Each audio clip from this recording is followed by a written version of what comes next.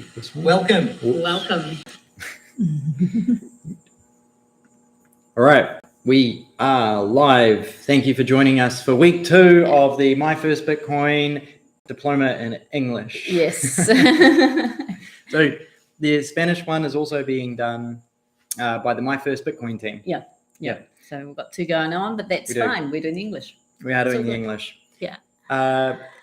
So we've got a few things we want to cover. Where do we start? That is the great question. We're going to start with our website. So that's not the website. Oh, look at that. It's decided to crash on me right now. Just check our whiteboard. I've got an awesome whiteboard here with an example on it. Just give me one moment while I fiddle with this.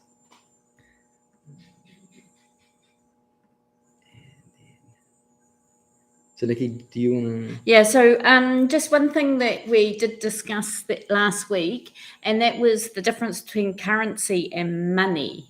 And so we just thought we would just quickly do a brief outline in short on what the difference between currency and money is. Currency is a subset of money. It is the physical or digital representation of the broader concept of money, which includes a wider range of financial assets. So that's a brief description of the difference between currency and money. Yeah, so just following up on that from last week, because I guess I never really had to explain it in the way that the question was asked. And yeah, it's a subset of money, but it doesn't hold the properties of money. So money comes with 5 or 6 properties, which we looked at last week. And currency just doesn't have those same values. So it can be used as a type of money, but it is not a great money to use. Okay. So our website, if you need the video links, if you need to look at it in the past, if you need to download the diplomas, they are here, and that way you can follow along with us. You can download the English and the Spanish without any problem. At the top here, we also have a form which you can fill in. And this form, put your name and your email in there, and you will go in the draw because we have some awesome partners. Seed Signer, which is a FOSS, free open source hardware wallet. We have CryptoTag, which is a seed phrase saver. And so it helps you to save your seed phrase in an indestructible way. And we've got Shift Crypto here, who are also a hardware wallet device. Yes, and they're offering a Bitbox 02 at the end of this course. So you do need to be in the diploma you do need to register to go in the draw to win one of those 3 items. So we highly recommend it. We actually personally have a Seed Signer on the way, which we're going to use, and we're going to do a video and everything. And the other guys will hopefully have a chance to use their tools at some point as well. But the topic of chapter 2 is actually quite relevant. So chapter 2 is largely about more of the history of money and how basically, I guess, currencies came and went. And what is very relevant about it is that the corruption that happens over time. And that is why Bitcoin is important. And that is why things like Seed Signer, CryptoTag, Shift Crypto are important, because they help you to protect your bearer asset, your wealth. And it's going to be done in a way that has never been done in history. So let's get started. Chapter 2, this is actually a really long chapter. There's 3 videos in here which take up 30 minutes in total, so we're not going to do them. The links are all in the description. You can follow along with them in your own time, but we think the content in here is good enough that we're just going to go for it. Yeah, absolutely. All right, so we're doing this. Okay, shall we read through the... Okay. From barter to Bitcoin and CBDCs, which is central bank digital currency, a travel through time. And we're going to go through the introduction. We've got a class exercise where you saw our whiteboard at the beginning there.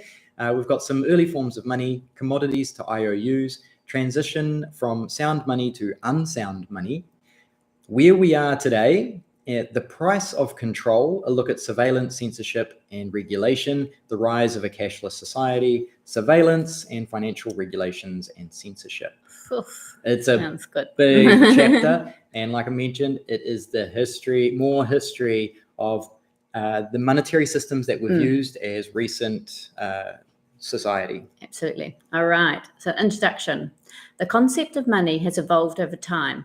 In its early forms, money was used to facilitate trade and exchange of goods and services.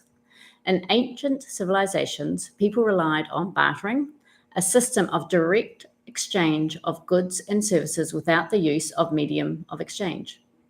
Later, metal coins and paper currency were introduced as more convenient forms of money, paving the way for the sophisticated financial systems we have today.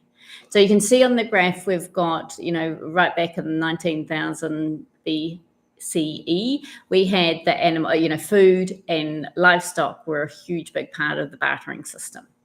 We then went over to gold, then metal coins, paper money. Bretton Woods system started in 1945.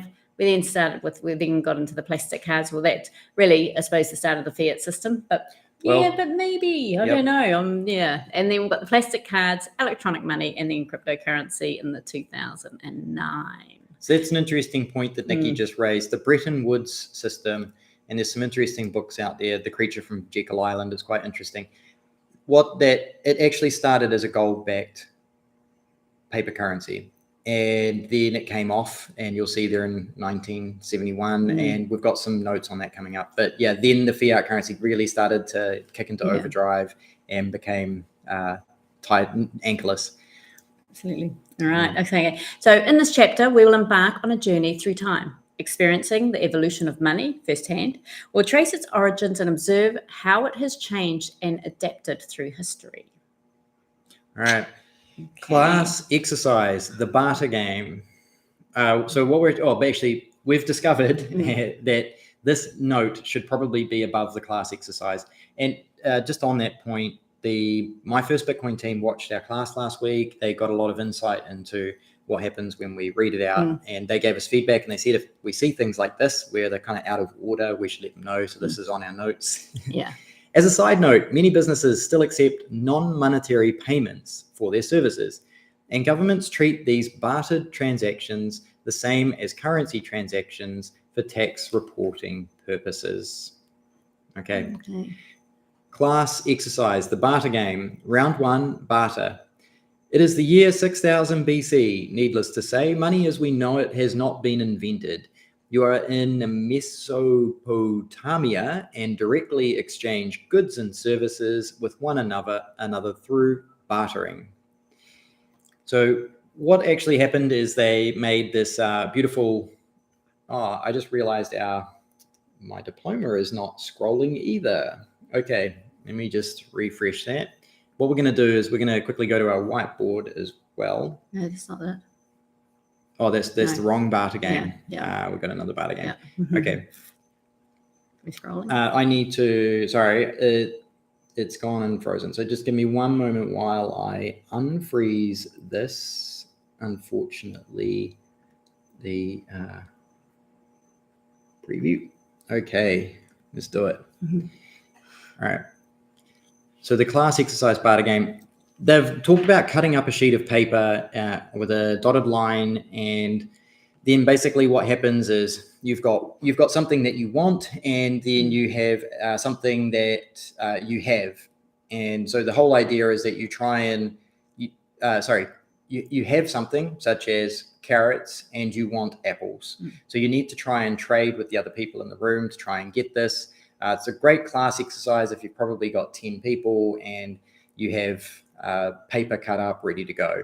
So basically what you'd do is you would go around the room and you'd have to talk to each other, and you might not know who the other person is, just like you walk into a shop, you don't know who they are. So you have to go through this process of, hi, how are you? What have you got? Oh, I've got this. Would you like to trade it? And people will go around and be like, well, I don't want to trade my cow for your 10 carrots. And so there might be a bit of negotiation and things like that. So this is a little hard to do in a virtual means. And I think it would have been great to have an example piece of paper here with the items on it. But we've gone and set something up, which will show you how that works very soon. So you go through the process, raise your hand if you were able to get what you wanted after 1, 2, or 3 trades, or if you got what you wanted at all. And then we go around the class and we ask the following questions. Why were some of you able to get someone to trade with and others were not. And the short, concise answer that we basically came up with was availability, scarcity, relationships and networking, and people possibly couldn't agree on a price or a trade arrangement. Hey, John, I see he's come in. Oh. All right. What are the benefits of barter?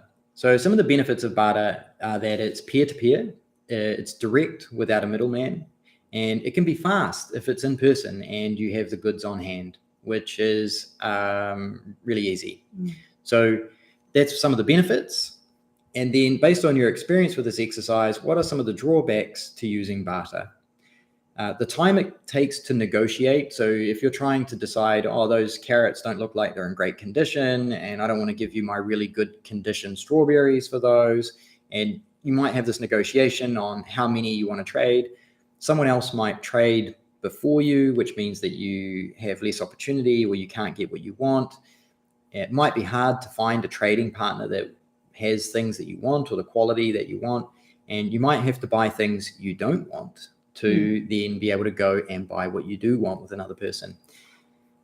So so we have actually got a game that we did find. Oh, yes. And good so thank you for reminding me. That's all right. So I'm going to switch windows. We're going to cut back to this window, and we're going to go to this barter game. Okay, so we've put the link of the barter game in our description. So it could be something, I mean, if you are have a family, you've got some friends, maybe it could be something, or you've got children, this could be a good game to just go through with them and experience the, how easy it is to do the bartering. But it's all, there is a game there if you wanted to try and use that. Yeah. And this game's a little bit more advanced than the example in the book. Yep. And it looks like fun if you've got a family. And there's instructions at the top as well. So if you've got a printer, like it's 10 pages, print it out, cut it out, something fun to do with kids. Absolutely. And then before we do go on, I just want to quickly go back to the start in regards to just anyone who is listening. It would be really good if you wanted to reach out and just say where you are, what area you are, because I know we have got people from all around the world who are listening in. And so you may find that you've got people in the same country or in the same area that you might be able to network and connect up with too. Yes. Okay, so you're welcome to use the comments to do that. Yes. We will be answering questions at the end of the course. And hi, Liam and Mel. Yeah, great to see you guys here. And Jose, thank you for joining us as well. Appreciate it. Different. Oh, different Liam? Yeah. Oh, okay, sorry, wrong Liam. Yeah, that's right. Okay, round 2, commodity money. Fast forward and travel to the western coast of Africa, sometime around the 14th century BC.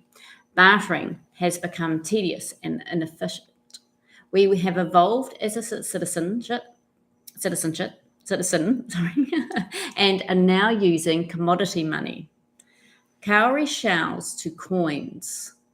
So in 13 BC, the cowrie shells are the most predominant form of payment in most of Asia, Africa, Oceania, and some parts of Europe.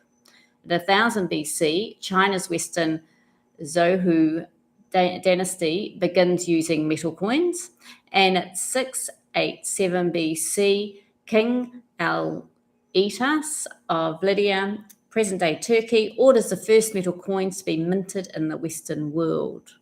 And if you looked at the little diagram, you'll see that the 687 BC, these proto-coins were oval-shaped, made from electrum, a gold-silver alloy, and had a design on one side only. Cool. Now, the fun fact here is cowrie shells were accepted as a legal tender in some parts of Africa until the 20th century. That's pretty impressive. Yeah, it's quite recent. Yeah. All right, carry on with that one. Yep. Okay. Right. So, so in this we've got a workshop thing. We've got of questions. Yes. Yeah, your teacher has given you one macaroni for simplicity purposes, and of course we don't have that here. But let's assume that by convention, the price of each good is worth one macaroni. Your goal again is to obtain what you want. But now our species has smartened up a little bit and found a way to solve certain problems. So if we look at these questions that they've got, why do we consider macaroni commodity money? So should we answer each one as we go? Okay. Yeah. So when we're looking at macaroni commodity money, we're looking at, because I suppose it can be used, it has been given a store of value, but it's also can be eaten as trade and also traded like a currency. So when we say because it can be used or eaten, so a commodity is often something that we produce in bulk. So in the first chapter, we mentioned gunpowder as a commodity product, which was used as a currency at one point. So for example, in this case, you could use corn because it takes time to grow it. Cacao beans or cacao seeds have been a commodity product as well. So our macaroni cheese, it can be used as a good. It will serve. It can be used as a product, but it can also be used as a currency. And that's what we mean there. Yeah. How do we get things we want now? Okay, by swapping the macaroni for another goods or service. So it makes it a little bit simpler than what it is when you're doing the bartering. Correct. Okay, was macaroni round easier?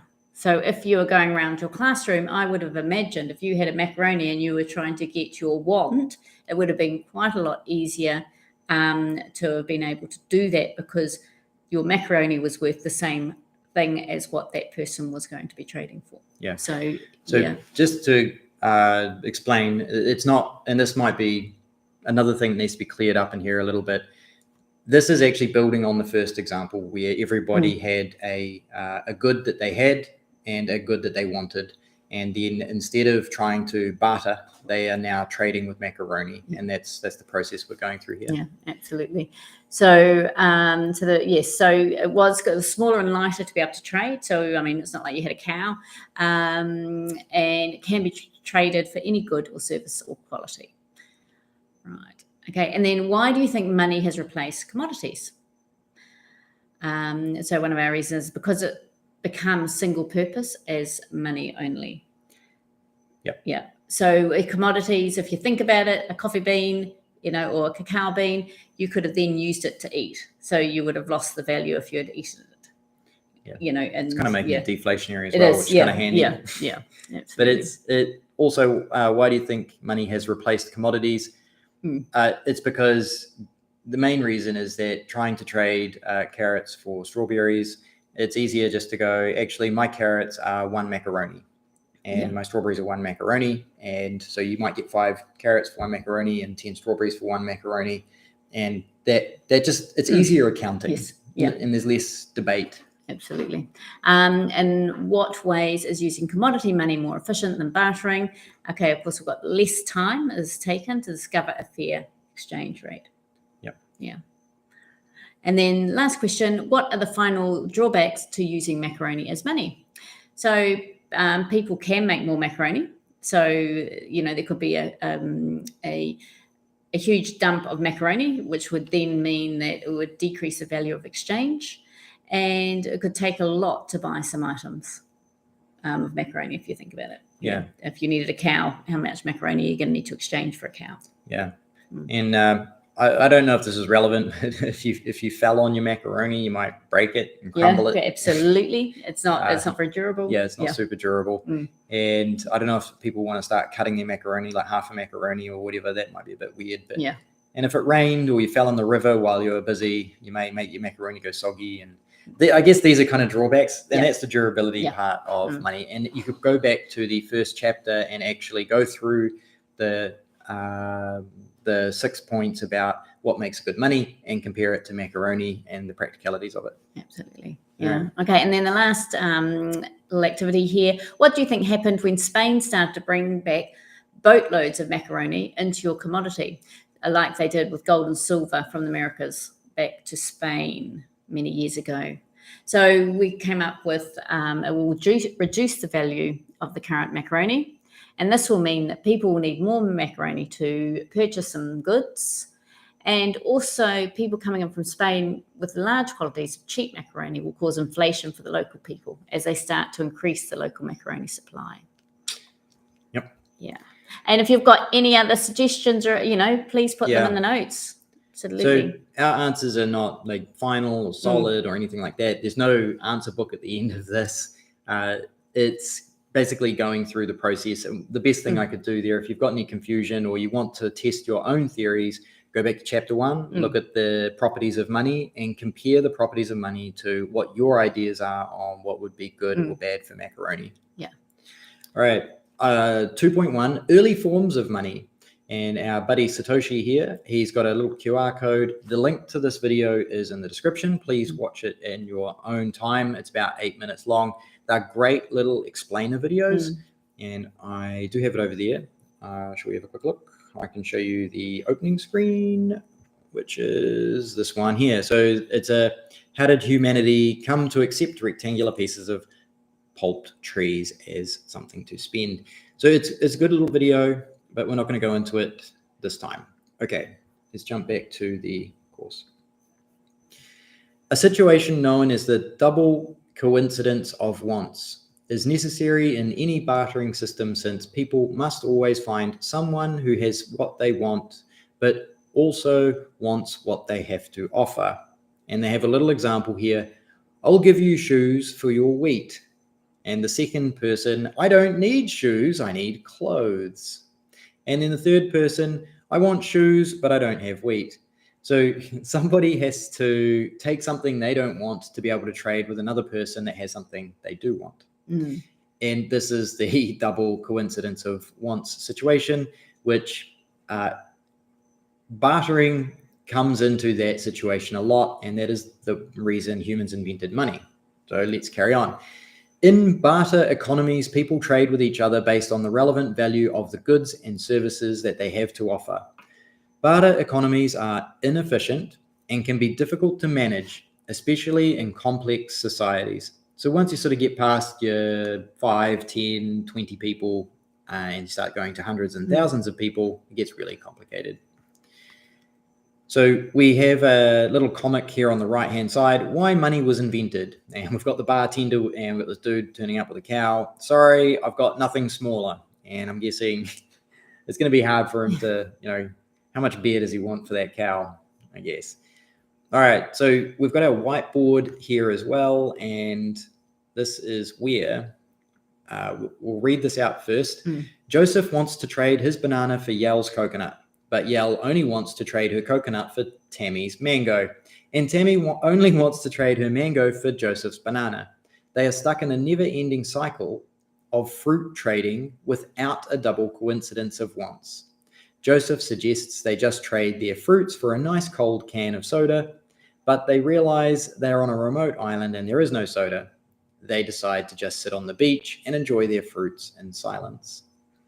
Using a common unit of account such as a soda makes trade and commerce much more efficient. In ancient times, people began by using beads, shells, and other items that had value in their society as mediums of exchange. So I'm going to jump to the whiteboard that we've got here, and we've set it up with Joseph, Yel, and Tammy, and you can see what they want. So Joseph wants a coconut, Yel wants a mango, and Tammy wants a banana. And Tammy can trade her mango with Joseph for the banana, but he doesn't want the mango, so it's not going to happen. And same with Yel, she could trade her coconut and she wants a mango, but Tammy doesn't want a mango, she wants a banana. And then we could go to Joseph, and Joseph wants to trade his banana for a coconut, but Tammy really doesn't want the banana. No, Yale. Oh, sorry. Yale doesn't want wants a coconut. Yeah. Wants a coconut. Yeah, all right. Nicki's paying attention. That's awesome. Just testing me. But what would happen if we had a soda? All right, let's introduce the soda into this example. All right, so Joseph, we'll put the soda on the left. Joseph now has a soda. And what's going to happen is Joseph is going to go, what does he want? He wants a coconut. He wants a coconut, yeah. So he's going to go to Yel and give her a soda, and he's now going to have a coconut. Let's get rid of this thing here. All right, he's going to get a coconut. Yel wants a mango, so she's going to take her soda to Tammy, and she's like, yep, sweet. And gets a mango. So Yel's now happy. Joseph's happy. Tammy wants her banana, and she goes back to Joseph and goes, dude, I want the banana. And he's like, okay, I'll take the can of soda as well. And it's kind of funny because everyone gets what they want, and Joseph actually ends up with what he started with. Yes. But this using the soda as a form of currency or money or a unit of account has enabled these people to trade without taking something they didn't want, which could have been a risk. Yeah. All right. Great design there, James. Thank you. That was James's last minute. Let's see if we can do something flash. All right. On the right here, we have Satoshi with another video to get us introduced to what's happening. These are great little explainer videos, the history of paper money. Again, this is like 8 minutes. So we're not going to do that because this is a long chapter. All right. Okay, right. From commodities to IOUs. So this is 2.2. As you and your community have become more involved in trade and commerce, you realize the limitations of using bartering and other forms of non-monetary exchange. You decide to adopt the use of metal coins as a form of money. So these metal coins are made, or light bulb moment, these metal coins are made of valuable materials like gold and silver. They serve as a medium of exchange and unit of account to facilitate trade and commerce, commodity money. However, as you begin to use metal coins more frequently, you encounter some drawbacks. They can be heavy and inconvenient to carry in large transactions, and you notice that some people are taking advantage of the system by melting down the coins and creating new ones by mixing them with cheaper metals, which causes prices to rise and undermines trust in the system. In an effort to address these issues, you and your community start to use paper receipts as a form of money. These paper receipts, which have their origins in ancient China, are a convenient and easily exchangeable form of currency. They are backed by gold and other valuable metals and can be converted into these metals during the 17th century through the 19th century. This allows you to have a more portable and easily transferable form of money while still maintaining the value and security of precious metals. I find that quite interesting that people were busy mixing down metals, like clipping coins to save the metal, mixing them to cheapen them. Yet I'm sure the same thing must have happened with paper, right? Like people must have been like, I can copy this, or printing presses so hard to get hold of. Interesting thought. I think originally maybe it might have been a bit easier, or maybe not. Maybe not. Yeah, maybe not. Know. Yeah. All right. So 2.3, transition from sound money to unsound money. Again, there is a little video here, and the link is in the description, and you can watch it. It's quite interesting. All these videos are really good. It's explained in a really simple way. Sorry, we're not watching them tonight. It's just they'd take up 30 minutes just in view time on their own. Fast forward to the 17th century in Sweden. Now you are completely dependent on banks to store your valuable assets. However, you start to notice something fishy going on with these bankers. It seems they are issuing more paper receipts than they have gold in storage, allowing them to create more money than they have assets to back it up. This sneaky practice allows the bankers to profit from the difference between the value of the paper receipts and the value of the gold they are holding for their customers. So that answers my previous question, which is the people that were doing the counterfeiting were the people that were meant to be trusted. Yeah. You realize that this marks a major shift in the way money works. You are moving from a system of sound money, i.e. money backed by precious metals, to a system of unsound money, i.e. fiat currency not backed by a physical commodity. And this is where we go into a subset of money, which we talked about at the beginning. This transition didn't happen overnight, but rather was a gradual process influenced by several factors. The Industrial Revolution, with its mass production and urbanization, played a role, as did the growth of advanced financial systems like banks and stock markets. The emergence of central banks and other monetary authorities contributed to the centralization or the control of money, leading to the issuance of fiat currencies to support economic growth. What was quite interesting in some of these videos was they actually showed you how sometimes a country would almost outgrow its currency, which was why some of these money fiddling things started to happen, or they ended up with more inflow or outflow. So I got a light bulb moment here. However, you also begin to see the downsides of this centralization, including irresponsible consumption, an increase in debt, and manipulation of citizens through economic incentives. So just remember that the manipulation of citizens, this is not the first time that it has happened in our history with money. Until World War I, you were able to convert your paper money into a preset amount of gold. But the two world wars and the 1929 economic crisis put an end to that. In 1944, the Bretton Woods Agreement is signed, established the US dollar as the world's reserve currency and fixing the value of the US dollar to the price of gold at a rate of $35 per ounce. Other countries' currencies are pegged to the dollar, which helps to stabilize international financial markets. Unfortunately, the system begins to break down in the late 1960s, leading to the Nixon shock in 1971, when the US government suspends the convertibility of the dollar into gold. This marks the end of the gold standard and the beginning of a world driven by the creation and accumulation of debt. So as you go about your daily life, you begin to notice that the value of money is no longer as stable as it used to be. Just like a flexible ruler makes it difficult to accurately measure the length of a table, living in a fiat world where the value of money is subject to the unpredictability of those in power can also make it difficult to accurately measure the value of goods and services. You feel confusion and unease adjusting to a world where the value of money is no longer tied to a physical commodity like gold. And we have a diagram on the left here where we talk about the US dollar being tied to a gold and then each country agreeing to a set exchange rate.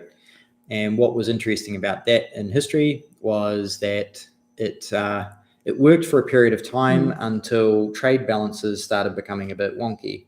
And there's actually a great website, which again, my browser for this one has frozen. I'm not sure why it does that. I'm going to quickly fix it because this is worth looking at. So I'm going to show you a website which is called WTFhappenedin1971.com.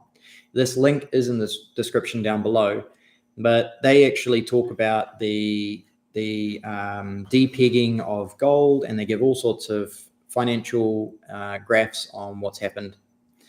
And it's very interesting. I'll go back to the diploma, which is that one. Okay. You see the impacts of this shift on the global economy and start to question the stability and reliability of fiat currencies. You realize that in a modern world, the dollar is no longer fixed and consistent as it was when it was pegged to gold, but instead becomes subject to fluctuation. This makes it more difficult to use the dollar as a unit of account, as its value is affected by various factors, including inflation, rising prices, interest rates, the strength of the current country's economy, political events, market speculation, and demand in international trade. It can be a confusing and unpredictable time as you try to navigate the constantly shifting value of the dollar and its impact on your daily life. Despite efforts to improve quality of life through modern monetary systems, increased efficiency, greater access to information, and enhanced communication, the majority of people's standards of living began to decline due to the following points: abuse of centralization, rising prices, stagnated real wages, weakening currencies, the need to spend more money for fewer things. And you'll notice that this graph on the right-hand side has been pulled from the website WTF Happened in 1971. This has challenges. I noticed that Diploma is not updating again. Man, I'm having an unfortunate night with that. I don't know what's going on there. Let me just quickly fix that. Sorry about that. It's normally a bit more reliable than that. Okay. Then before you go on, I really like this graph. I mean, it's pretty horrific what it shows. Yes. You know, hit 1972 and just the change on what goes on, and it will affect so many people's lives. So what you can see here, the red line and the yellow line were following each other, which meant that people's productivity was matching their compensation or their wages. And in 1971, they depegged the gold from the dollar, and then the compensation for people's work basically stayed roughly the same. Yeah. While people's consumption or while people's productivity continued to increase. So it effectively means people's wages went down while they still produced more. Yeah. All right. This has challenges for those with lower economic resources who may have limited access to education, credit, resources, social networks, and political representation, leading to potential disadvantages in their ability to succeed. As a result, the rich seem to keep getting richer and the poor seem to keep getting poorer. And we've got a quote here: "I don't believe we shall ever have good money again until we take the thing out of the hands of government. All we can do is by some sly roundabout way introduce something that they can't stop." Friedrich Hayek, Nobel Prize winner of economics. And you'll also see the little cartoon on the right, basically representing the same thing as we see above. Yeah. So it's quite interesting what's happening. All right. It is. Okay, 2.4, where are we today? Today, we've come a long way from the introduction of the first credit card back in the 1950s. With a simple swipe of plastic, we can buy whatever we want, whenever we want, without any hassle. It's like opening up a world of endless possibilities, and the excitement of discovering what it holds is palpable. Or so we thought. Little did we know that our reliance on credit would have painful after effects, like rising the overall costs of goods and incentivizing a certain economy doomed to fail. As technology advances, so does the way we handle money. The internet becomes a major player in the financial world, with online banking and e-commerce websites making it possible to manage and spend money entirely online.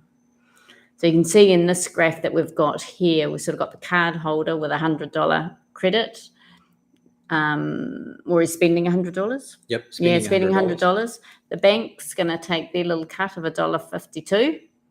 Then he's actually having to go through a network fee, MasterCard, because he's using his credit card. So MasterCard's going to take their network fee.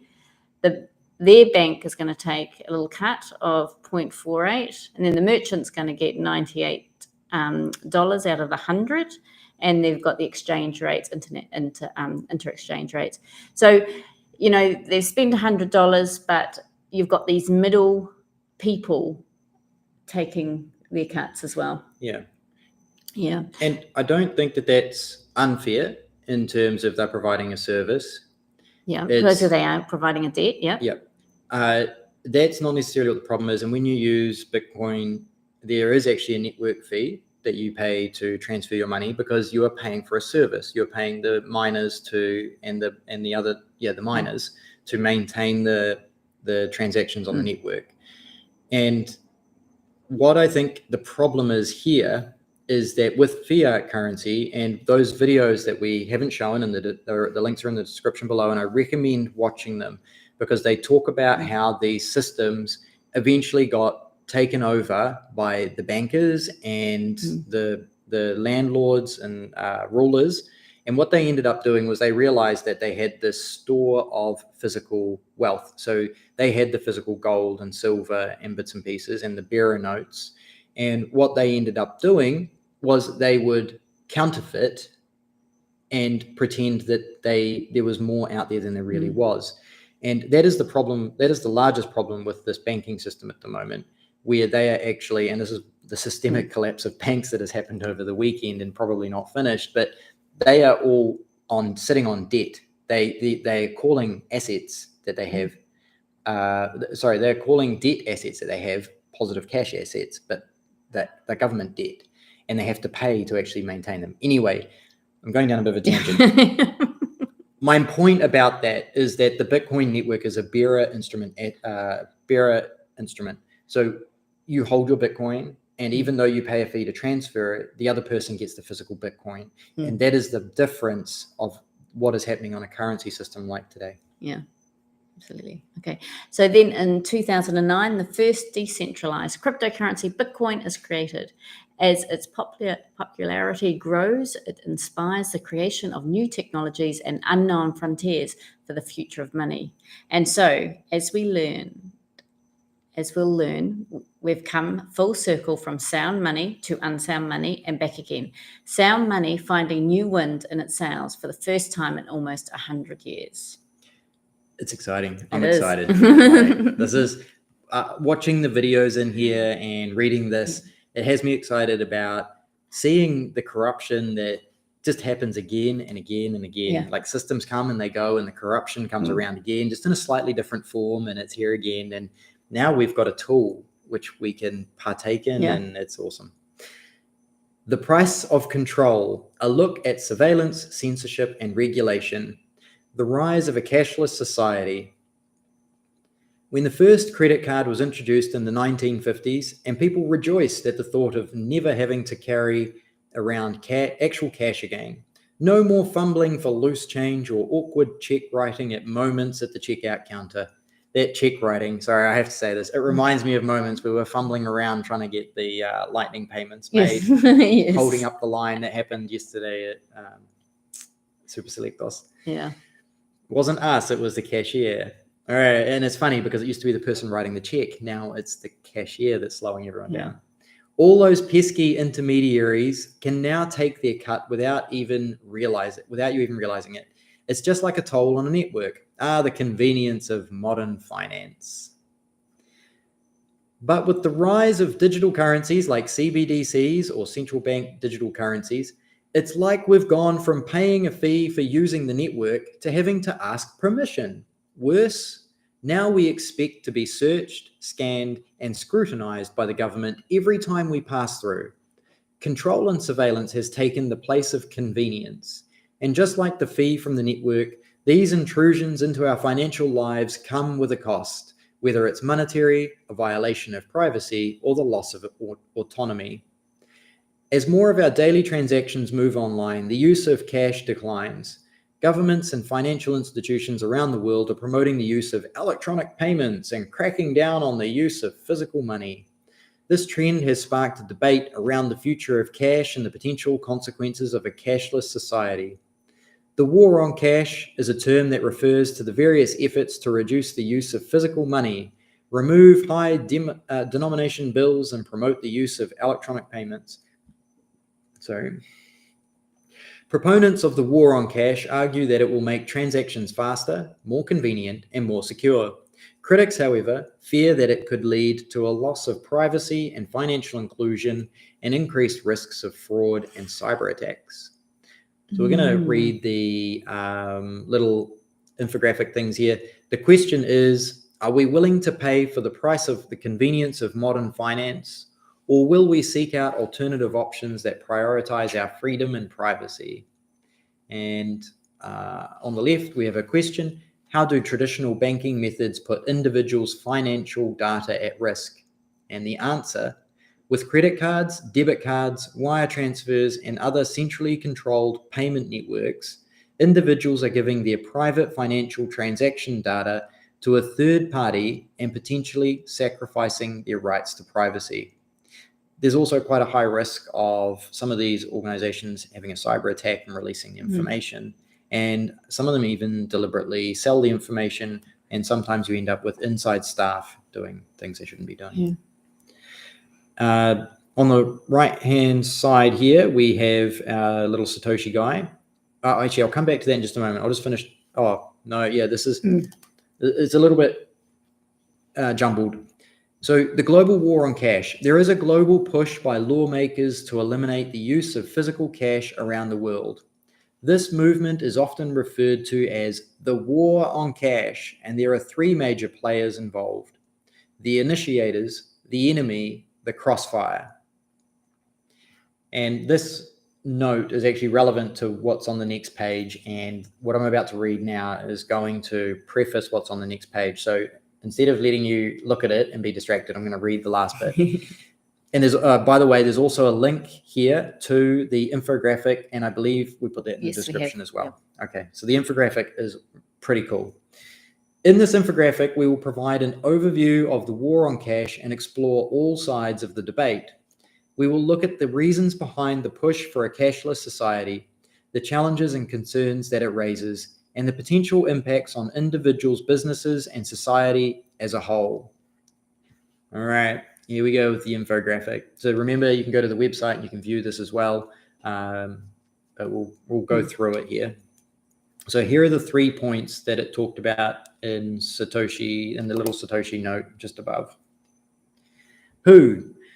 Governments and central banks. Why? The elimination of cash will make it easier to track all types of transactions, including those made by criminals. Who? The enemy, criminals, terrorists. Why? Large denominations of banknotes make illegal transactions easier to perform and increase anonymity. It's interesting. The crossfire. Who? The citizens. Why? The coercive elimination of physical cash will have potential repercussions to the economy and social liberties.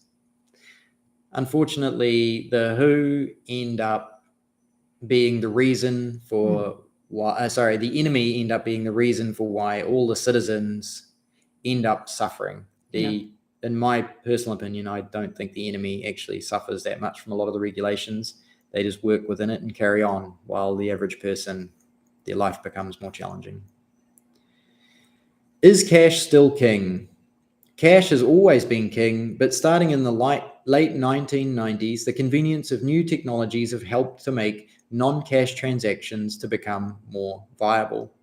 So credit cards, and then taking them onto the internet, online banking has made it very easy, and then smartphones and computers, all of these technologies, encryption, have made it possible to use a legacy system on top of the information network. Today, there are multiple ways to pay digitally, including PayPal, Visa, and Apple Pay, which are basically all systems which support the traditional financial system online. Or there is cryptocurrency, which is a complete revamp of the financial system, specifically built for the internet. And Bitcoin is the king, in my opinion. All right. I'm going to go to the next section. Okay, right.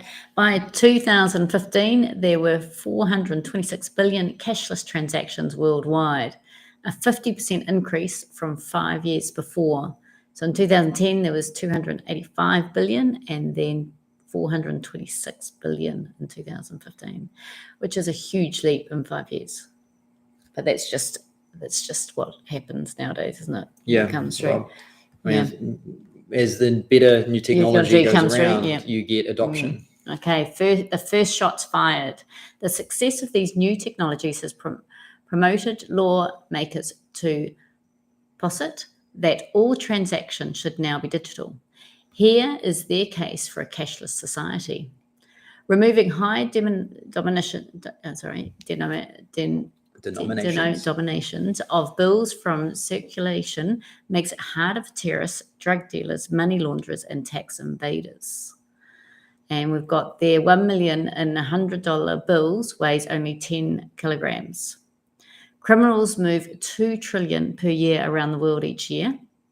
The US $100 bill is the most popular note in the world, with 10 billion of them in circulation. Wow. I didn't know that.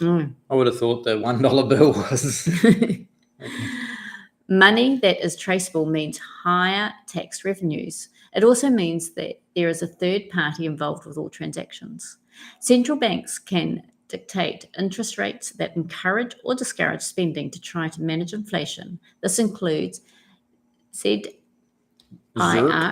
and NIRP policies. This gives regulators more control over the economy. And then we've got the cashless transactions are faster and more efficient. Banks will incur less costs by not having to handle cash. It also makes compliance and reporting easier. The burden of cash can be up to 1.5% of the GDP, and that's according to some experts. Okay. Yeah, interesting. It's very interesting. So this is all still the infographic. Yes. Which we're going through. Okay. For this to be possible, they say that cash, especially large denomination bills, must be eliminated. After all, cash is still used for about 85% of all transactions worldwide. And we have to admit that here in El Salvador, cash is hugely popular. Yeah. It's funny about the $1 bills. $1 bills and coins. We have a $1 coin here as well. Yeah, we have 1 cent. Yes, there's 1 cent. But it's actually quite hard to get hold of the smaller denominations. Yeah. It's quite interesting. Mm. Caught in the crossfire. The shots fired by governments fighting the war on cash may have several unintended casualties. Cashless transactions would always include some intermediary or third party, based on the current old technology. Increased government access to personal transactions and records. Certain types of transactions, gambling, etc., could be barred or frozen by governments, and decentralized cryptocurrency could be an alternative for such transactions. Savers, we're going to do the next one, which is savings. So the first one was privacy. The second one is savings. Savers could no longer have the individual freedom to store wealth outside of the system. Because if you can't, well, you could try and do other things, but yep. Eliminating cash makes negative interest rates, or NIRP, a feasible option for policymakers. So NIRP was obviously negative interest rates, and ZIRP was zero interest rates. A cashless society also means all savers would be on the hook for bank bail-in scenarios. And it's what's happening at the moment, even though people don't possibly feel it or realize it so much. Savers would have limited abilities to react to extreme monetary events like deflation or inflation, because the government would be able to write in how you do or don't use your cash in that situation. Human rights. Rapid demonetization has violated people's rights to life and food. In India, removing the 500 and 1,000 rupee notes has caused multiple human tragedies, including patients being denied treatment and people not being able to afford food. Demonetization also hurts people and small businesses that make their livelihoods in the informal sectors of the economy. I'm not super familiar with the India situation, but there was something that I saw recently where in Africa, there's a country that is busy trying to roll out a central bank digital currency at the moment. And someone had made the comment, what happens if banks block access to Bitcoin?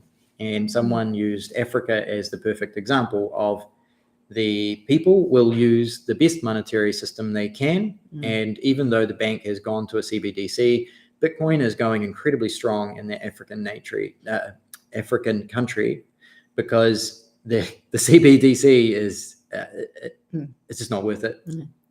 So where there is a will, there is a way, and people will go towards the best type of money.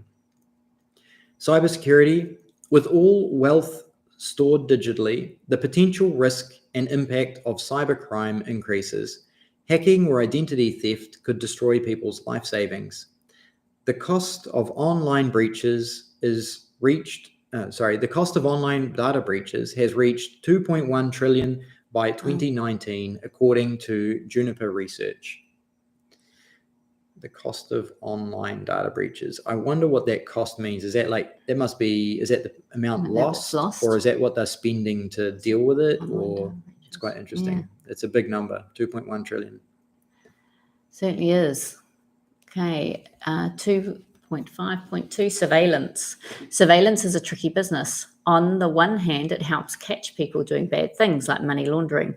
But the more fraud that happens, the more surveillance is needed, which can lead to invasions of people's privacy through technology.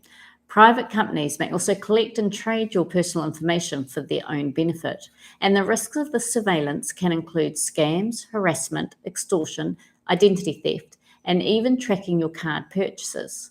Plus, with the rise of AI and machine learning, it is becoming even easier for governments and companies to invade our privacy. Moreover, it is often the people who are already disadvantaged or underprivileged who are hit the hardest. So if we look at the grid here, we've got the impact of AI and technology on the future privacy and surveillance. So if we looked at a future effect, the impact that this could have, so access to personal information. For the rich, this may have access to the extensive personal information and can use it to make informed decisions. But for the poor, they may lack this information and may have to rely on outdated or unreliable sources. So they're not having a fair chance of an informed decision to be making. Then you've got ability to shape the world in their own interests. The rich, they may use their access to data to shape the world in their own interests. And of course, the poor may have little influence on what happens. So again, you've got that power, the rich, the more power. Future effects, control over others. So the rich may exert control over the poor through their access to data, leading to a loss of individual freedom. And then for the poor, little control are often the controlled. And then the last one, we've got vulnerability to digital scams, online harassment, extortion, and identity theft. So for the rich, they're less likely going to be vulnerable to these issues with more information and more protection from such scams. And then for the poor, they may be more vulnerable to these issues due to the lack of access of resources and information. It's, unfortunately, I think they may not be, I think the poor will find it even harder as we move forward. Okay, we're up to, I think, our last part. We're getting very close. Yes. Yeah. And it's almost close to an hour. This is why we've skipped the videos, because there was 30 minutes of videos. So if you do want to watch the videos, that in the description below, we recommend going back and watching them in your own time. They fill in a lot of very good gaps. Financial regulations and censorship. Financial regulations, censorship, and prohibitions can be an emotionally and financially taxing reality for society and its citizens. They come in many forms, such as capital controls or sanctions. When spending gets out of control, governments may impose price controls to try and fix the problem, but sometimes these controls make things worse.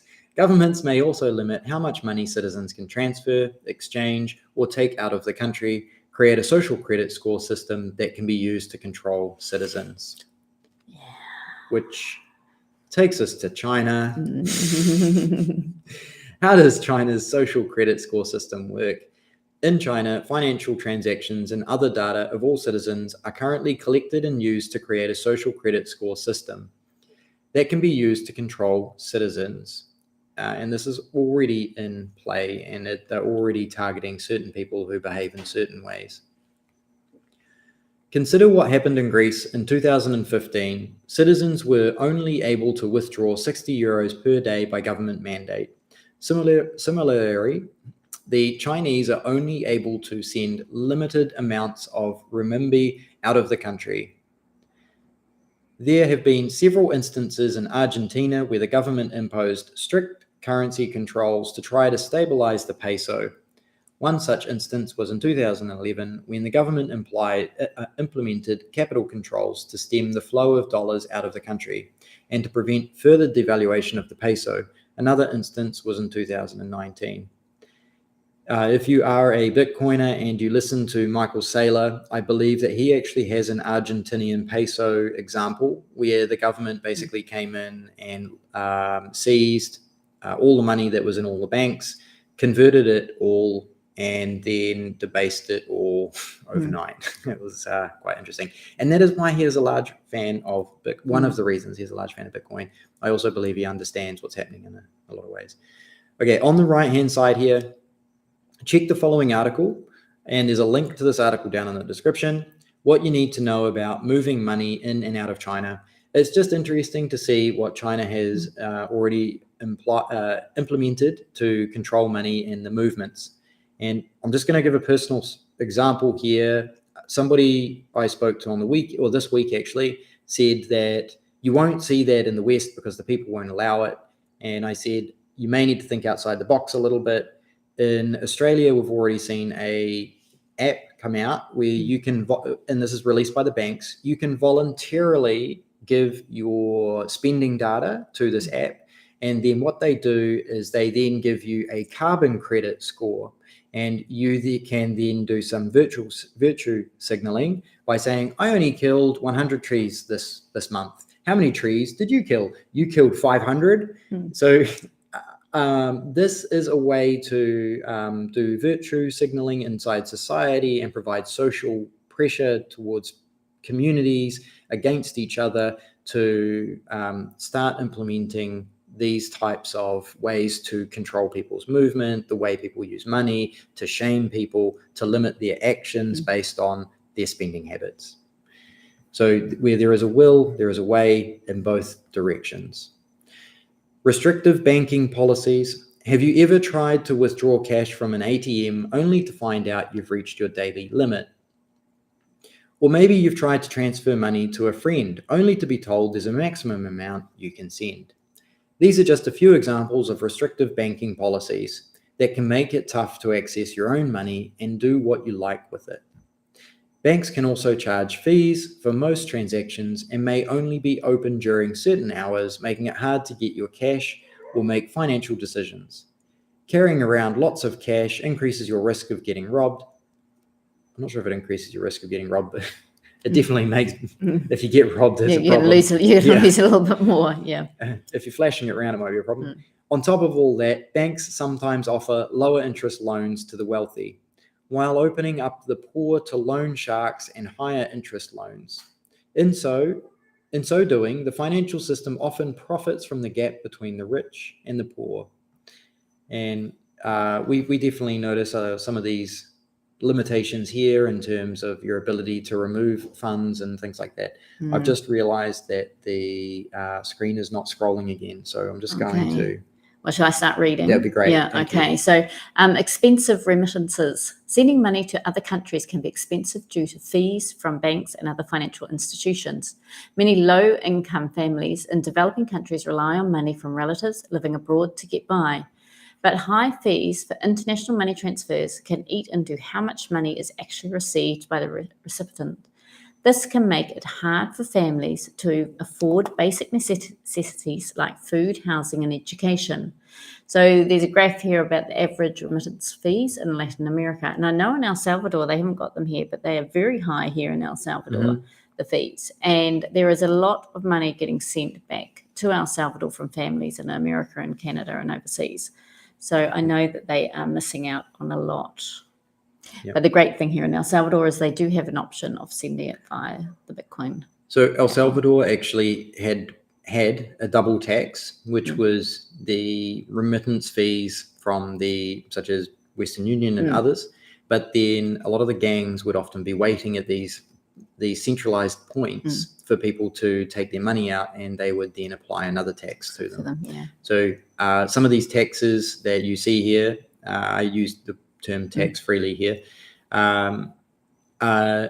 underestimating what people might actually be paying, plus their time. You've got to consider that they actually have to put time into transportation, the cost of transportation, waiting around. And that time of not going to work.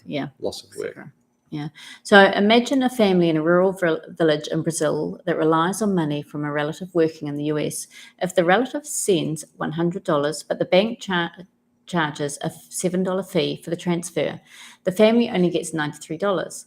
This may not seem like a lot, but for a family living on a tight budget, losing $7 can make a big difference.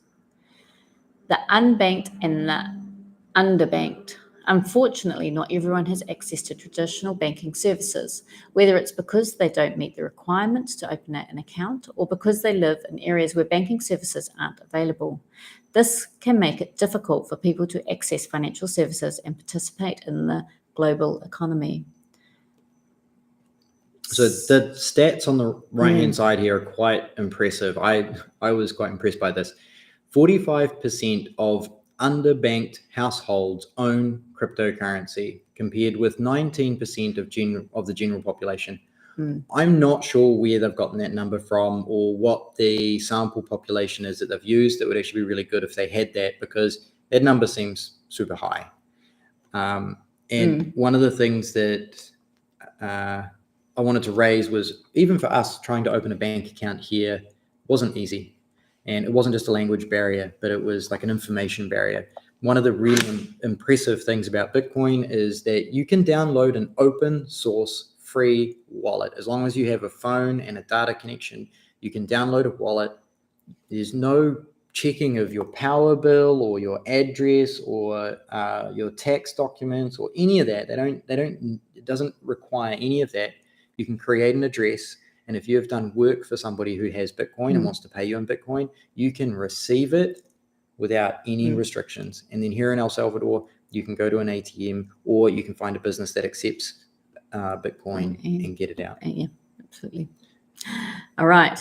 We'll carry on with the last. Nearly finished. Okay, but wait, there's more. Governments may control the exchange rate of their currency, which can make it hard for people to exchange money between countries or lead to unfavorable exchange rates. Financial institutions may block donations to certain organizations or individuals, or take away your bank account altogether. I think that's just happened in Canada recently.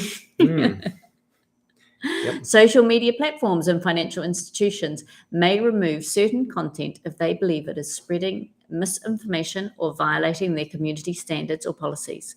This is sometimes referred to as censorship and can include a wide range of activities such as blocking or suppressing content, limiting access, or removing information altogether. And I'm just going to point out before we go to the last section there, that if you think that this won't happen to you in your country, I hate to break it to you, but it's already happening to those people in those countries. Yeah. It just might not be your turn yet. No. So the last little paragraph, surveillance, control, and hidden fees are only the political downsides of the current system we live in. Unfortunately, there are a series of hidden economic costs as well, ones that we often never get to learn about. A lot of information in this chapter.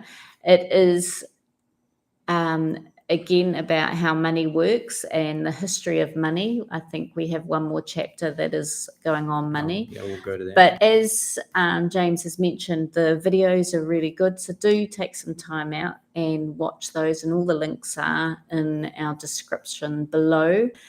It's interesting. It's especially watching the videos, you will find some story. Well, like I said, I found some stories I didn't know. I was quite blown away how corrupt people were many years ago, before we were even in the fiat system. Yeah, how consistently corrupt they were as well. Like it's just a repeating cycle, and it's because we give them the power. And I think that's the takeaway of the videos, is that if you give people your assets and you put trust in them, not verification, but trust in them to look after your assets, unfortunately, human nature, generally people get greedy and they abuse the trust.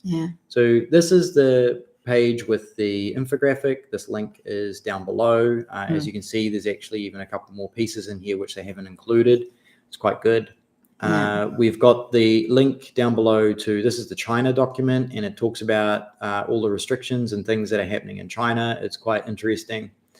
And that's pretty much it for the links to all the videos and everything. I'm going to do a quick shout out to our partners. So Seed Signer, thank you. These guys, it's FOSS, which is free open source software, which, like I was talking about, anybody can get any hardware and download the software for free, and they can run it. You don't have to ask permission. Like, this isn't even software that's maintained by a particular company. It's maintained by the community, which is the ultimate when it comes to Bitcoin. So this is a hardware wallet. We've got one on the way, which is awesome. We bought one when we were buying our new laptop. So that's good.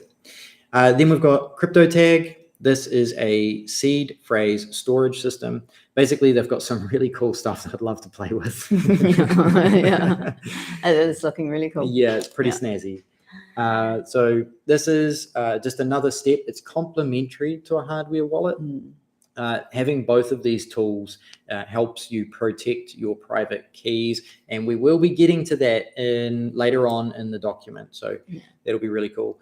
And then Shift Crypto, and they have something called the Bitbox 02, which is a hardware wallet as well. And again, snazzy too. These are all methods that you can use to protect your Bitcoin, because as we mentioned, the most important thing that's happening here is that Bitcoin is a bearer asset. It means that you hold the asset. You're not going to trust somebody else to hold it. And that's what happened. Watch the videos. Yeah. That's what happened with the gold. Mm. You were trusting people to hold it because it was heavy and hard to carry around, and then you had to trust people with the dollar bills. Yep. They weren't bills, but the bearer bills that they Mm. had, because they were the people you were meant to be trusting were counterfeiting Yeah. them. And then the bonds. Yes, Mm. and that is what is happening today in the world, where the current banks are all sitting on each other's debt, and they're all claiming that it's an asset. And then you've got powers that be that can fiddle the rates and put people in precarious situations, and things start falling over. Absolutely. So before we go on to any questions, if you did have any questions, please put some down. We're happy to answer those. But before we do, just if you do want to go into the draw to win one of those, the seed sign and the crypto tag or the BitBox, you will need to enter into the My First Bitcoin Diploma, into your name and email, so we have your details, so we can do a draw at the end of the diploma. Okay, so you do need to put your names in there. Yeah. So we're able to draw your name out. Yeah. All right. So anyone, if you've got Yep. okay, so questions. Thank you to everybody for turning up. And Absolutely. I see Carlos, Alfaro. Hey, Nicki James. I'm so happy to see you guys in El Salvador, my homeland. Keep up the good work. Greetings from New Jersey, USA. Right. Thanks, you, Carlos. Appreciate you turning up and checking this out. Yes. Carlos, I'm just going to guess here. If you want to do it in Spanish, there is a Spanish version of the PDF. And I believe that My First Bitcoin are doing a Spanish version of what we're doing. Same time. Same time. Yeah. Okay. And John, you can't taper a Ponzi. Well, there's some people out there who want to try. And we've got a Fabian, holla, and Bastian, hi everybody. Liam, hello. So yeah, Jose, thumbs up. Thank you very much. Yeah, and Raul, hi guys. Thank you. Yeah. So if you've got any questions, please, or send us any email. Yes. Also, or any messages throughout the week. Yes. Yeah. It's really good.